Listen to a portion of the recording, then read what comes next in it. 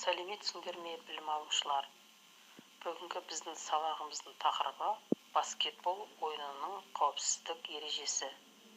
Доппен және допсыз жаттығулар. Оқу мақсаты қимыл қозғалысты сапалы орындау кезіндегі өзінің және өзгелердің біліктіліктерін салыстыра білу. Бүгінгі сабақта біздің білетініміз: бірінші, баскетбол ойынының қауіпсіздік ережесі. Екіншісі, бой жазу жаттығулары және арнайы жаттығуларының айырмашылығы. Үшінші, жетелегіш жаттығулар, яғни ойыншының төзімділігін, ептілігін дамыту жаттығулары. Баскетбол ойыны кезіндегі қауіпсіздік ережелер: сағат немесе түрлі әшекейлер тағып ойнауға, сағыз шайнауға, табаны биік спорттық аяқ киім киюге, баскетбол себетіне асығып тұруға, допты себетке лақтыру кезінде қарсыласты итеруге, аяқтан шабуға және жұлқылап тартуға тыйым салынады. Баскетбол командалық спорт ойыны. Ойынның мақсаты: ойын барысында арнайы қалқанға бекітілген себетке допты қолмен лақтырып кіргізу. Баскетбол алаңы тік бұрышты, тегіс, беті қатты, өлшемі 28-15 метр болады. Ортадағы сызықтың оң және сол жағында екі баскетбол қалқаны орналасқан. Біз баскетбол ойыны кезіндегі қауіпсіздік ережелерді меңгердік. Ойын барысында жарақат алып қалмау үшін баскетбол алаңы әрдайым таза және құрғақ болу қажет. Ережеге сәйкес қосалқы ойыншылардың көрермендердің орындығы мен ойын алаңының арасы кем дегенде 2 метр болу керек. Ойын бастамас бұрын ойыншының дене дайындығы деңгейі жоғары болу керек. Бұл негізгі талаптың бірі. Олай болса, жарақат алып қалмау үшін ойын алдында жалпы бой қыздыру жаттығуларын жасайық. Жаттығулар жалпы бой қыздыру және арнайы жаттығулар болып екіге бөлінеді.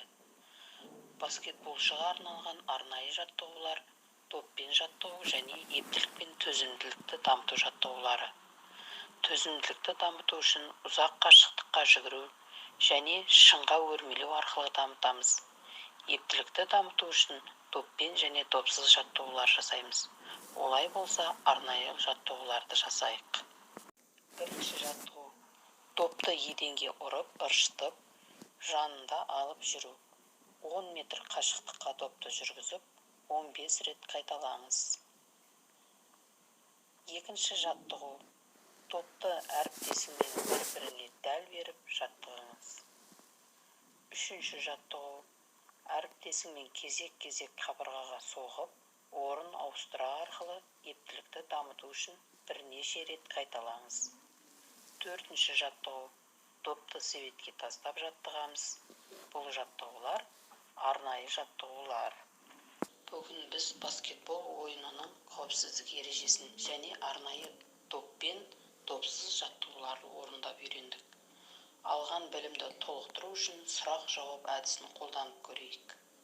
Бірінші сұрақ: баскетбол ойынындағы қауіпсіздік ережесін атап көрсетіңіз.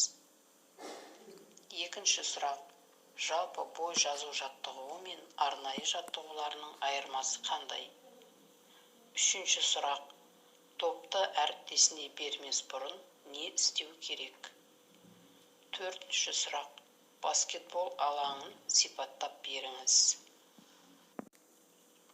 Үйге тапсырма: төзімділікті дамыту үшін секіртпемен секіру және ұзақ қашықтыққа жүгіру.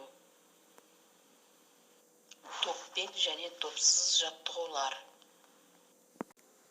Білім алушылар, ары қарай сабағымызды Білім.Ленд сайтына кіріп, 9 жаттығудан тұратын тапсырманы орындап жалғастырамыз.